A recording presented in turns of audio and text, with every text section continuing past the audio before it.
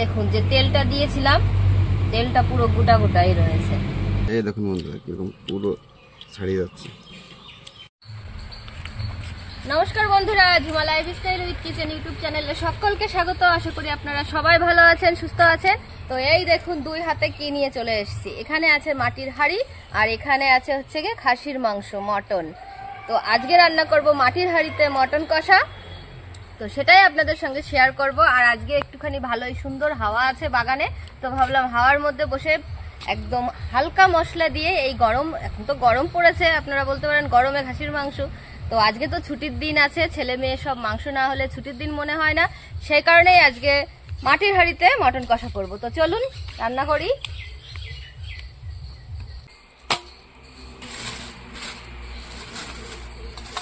আপনাদের দাদা ভাই সকাল সকাল গিয়ে নিয়ে চলে আসছে খাসির মাংস, বলছে আজকে রান্না করো পাতলা পাতলা করে। তো আজকে খুব বেশি মশলা দেব না, হালকা পাতলা মশলা দিয়েই ঝোল রান্না করব। তো দেখুন চর্বিও আছে এখানে, আর এই তেলটা খেতে কিন্তু দারুণ লাগে। তো বন্ধুরা আজকে গরম গরম ভাত হবে, তার সাথে থাকবে শুধু হান্ডি মাটন। তো আমি এখন মাংসটা পরিষ্কার করে ধুয়ে নিয়ে আসি, তারপরে এসে বাটাবাটি করব। মাংস ধুয়ে নিয়ে এসছি, এখন আলু পেঁয়াজ রসুন সবকিছু ছাড়িয়ে নেব। বেশি কিছু রান্না করব না, এক পদ দিয়েই খাওয়া দাওয়া হবে আজকে। আর মাংস হলে অন্য কিছু লাগেও না বন্ধুরা, বাচ্চা কাচ্চা তো শুধু মাংস দিয়েই পছন্দ করে খেতে। আর আজকে আমরা বড়রাও সবাই এক পদ দিয়েই খাবো।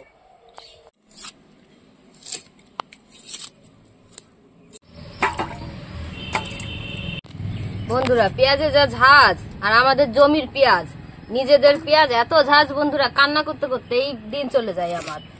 মনে হচ্ছে কত কষ্টে কান্না করছি, দেখুন চোখের দিক তাকিয়ে।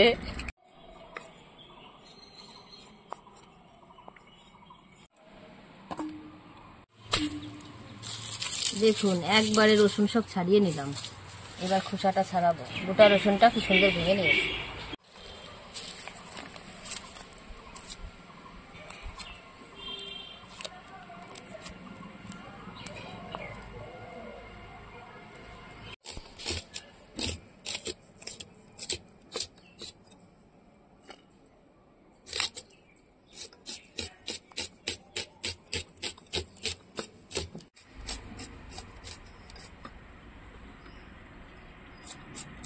পেঁয়াজ রসুন সব কাটা হয়ে গেছে, এখন আমি আলুটা ছুলে নিচ্ছি।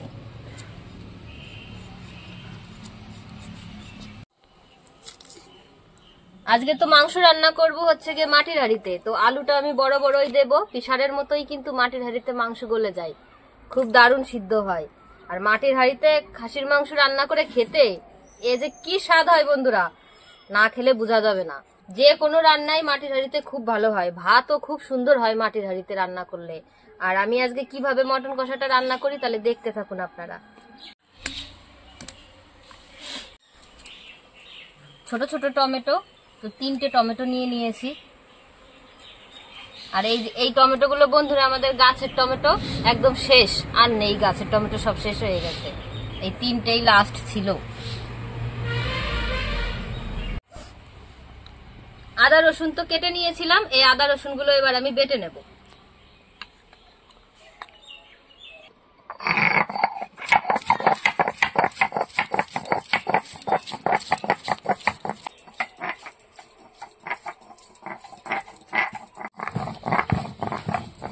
তো খাসির মাংসতে দেব 2 রকম লঙ্কা, কাঁচা লঙ্কা আর শুকনো লঙ্কা।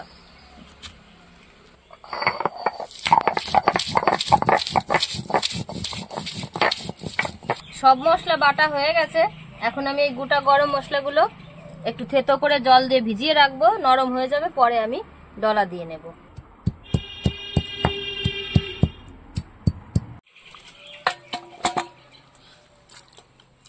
মাংসটা সুন্দর করে পরিষ্কার করে ধুয়ে নিয়ে এসেছিলাম, জলটা সুন্দর ঝরে গেছে। আর এই যে চর্বিটা রয়েছে, তেলটুকু, এইটুকু আমি পরে দেব মাংসের মধ্যে, আলাদা করা থাক। এই মাংসটা ভালো করে মাখিয়ে নেব সব মশলা দিয়ে। দিয়ে দেবো পেঁয়াজ কুচি, এখানে আছে টমেটো, গোটা গরম মশলা, আদা আর রসুন বাটা, লঙ্কা বাটা। এবার আমি কিছু গুঁড়ো মশলা দেবো আজকে খাসির মাংসতে। লবণ দেবো প্রথমে স্বাদ অনুযায়ী, কালারের জন্য দেবো লঙ্কার গুঁড়ো, হলুদ গুঁড়ো, ধনে গুঁড়ো 2 চামচ, আমি কিন্তু একদম ছোট চামচের দিচ্ছি। জিরে গুঁড়ো 2 চামচ। আর কোনো মশলাই দেব না। এবার দিয়ে দেবো সর্ষের তেল। এবার আমি এই মাংসটা ভালো করে চটকে চটকে মাখাবো, যাতে মশলাটা পুরো মাংসের মধ্যে ঢুকে যায়।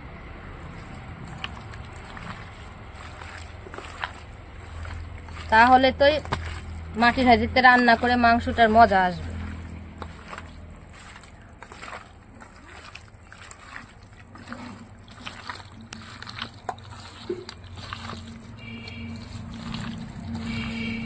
তো দেখুন, মাখাতেই এত সুন্দর কালার আসছে, মনে হচ্ছে কষানো হয়ে গেছে মাংসটা। আপনারাই বলবেন কমেন্ট করে কেমন লাগছে। এবার আমি এটা ঢাকা দিয়ে রেখে দেবো। তত সময় আমি উনুনটা জ্বালিয়ে হাঁড়িটা গরম করে নিই। তো তেল দিয়ে দিচ্ছি, মাংসটা বসিয়ে দেবো এখন। আর তেলে ফোড়ন দেবো কটা গোটা জিরে।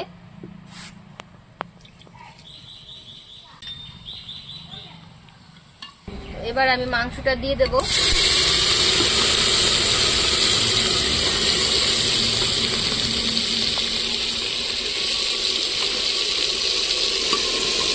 এখন আমি জাল কিন্তু একদম কমিয়ে দেবো, কারণ বেশি জোরে জাল দিয়ে রান্না করা যাবে না।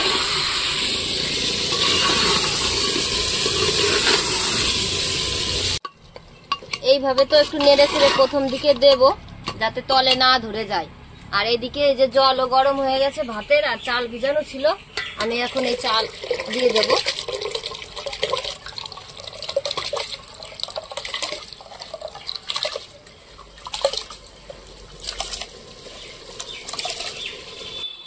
বন্ধুরা, মাংসটা এখন ঢাকা দিয়ে দেব। আর 2 মিনিট পর পরই তুলে তুলে ঢাকনাটা তুলে আমি নাড়া দিয়ে দেবো। আর দেখলেন তো তেলের মধ্যে শুধু জিরে দিয়েছি, তেজপাতা দিইনি। তো এখন গাছ থেকে কাঁচা তেজপাতা নিয়ে এসে দেব।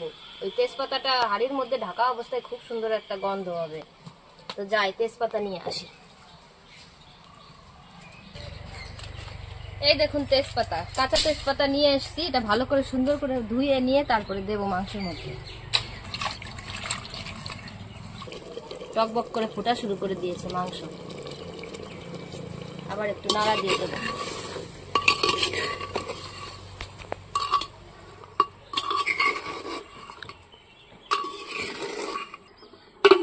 আবার 2 মিনিটের জন্য চাপা দিয়ে দিলাম।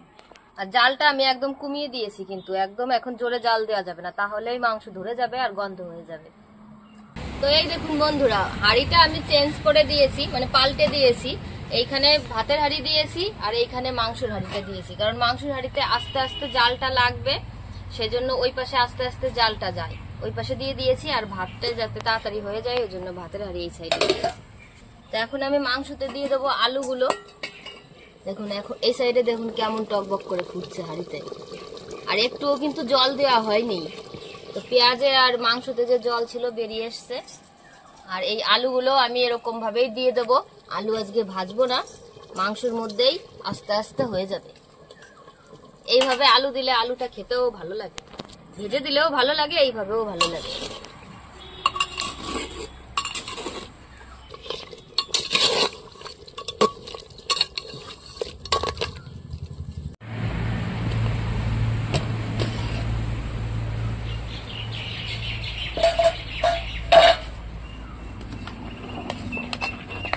চালটা ভিজিয়ে রেখেছিলাম, ভাতটা পট করে হয়ে যাবে। আর 2 মিনিট লাগবে ভাত হতে।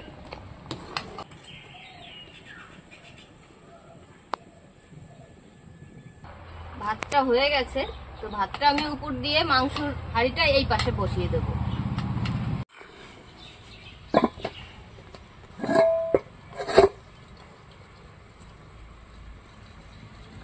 তো মাংসটা দেখুন, যে জলটা গলেছিল সেটা কতটা টেনে গেছে, আর কি সুন্দর কষানো হয়ে গেছে, তেল ছেড়ে দিয়েছে।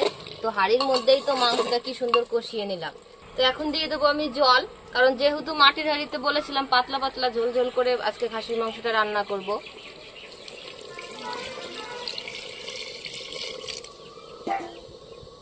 গরমের মধ্যে কষা কষা মাংস খাবো না। দিয়েছি। আর এখন আমি এই যে তেলটা রেখে দিয়েছিলাম আলাদা করে, এই তেলটা দিয়ে দেবো। এই ঝোলের মধ্যে তেলটা দিলে কি হবে, তেলটা একদম এরকম গোটাই থাকবে, গলে যাবে না। আমি যদি এই তেলটা কষানোর সময় দিতাম, তাহলে গলে একদম মাংসতে তেল তেল হয়ে যেত। তাহলে আবার খেতে ভালো লাগে না খাসির মাংস। তো এখন আমি দিয়ে দেবো আবার একটু ঢাকা। তো গোটা গরম মশলা ভিজিয়ে রেখেছিলাম, তো সেটা আমি এখন বেটে নিচ্ছি। মাংস রান্নাটাও আমার প্রায় হয়ে এসছে।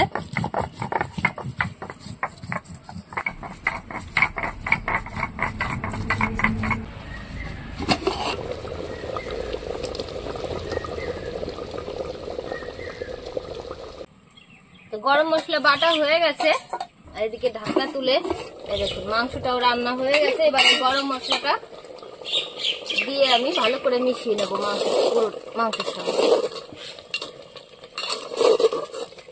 এই গরম মশলাটা দেওয়ার পরে আমি 1 মিনিটের জন্য একটু ঢাকা দিয়ে রাখি, যাতে গন্ধটা সুন্দরভাবে ছড়িয়ে যায়। তো গরম মশলা দিয়ে তো ঢাকা দিয়ে রেখেছিলাম। কি সুন্দর গন্ধটা বেরিয়েছে, দারুণ গন্ধ। তো এখন আমি এই হাঁড়িটা ধরেই নামিয়ে রাখবো। মাংসটা আজকে নামাবো না গামলায়, হাঁড়িতে একটু থাকবে, একটু পরে নামাবো।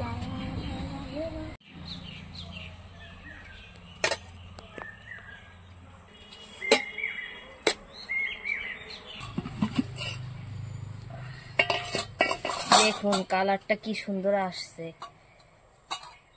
এবার নামিয়ে দেব।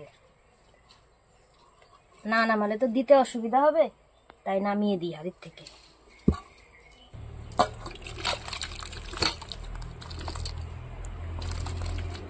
দেখুন যে তেলটা দিয়েছিলাম, তেলটা পুরো গোটা গোটাই রয়েছে। সবাইকে এখন মাংস দিয়ে দেব।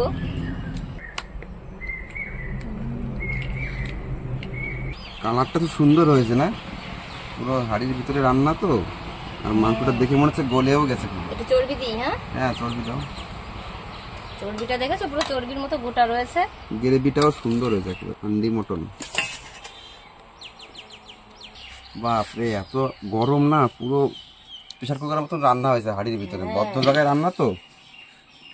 এই দেখুন কি সুন্দর গলে গেছে, একেবারে ছেড়ে পুরো মাংসটা বেরিয়ে আসছে হাড়ের থেকে।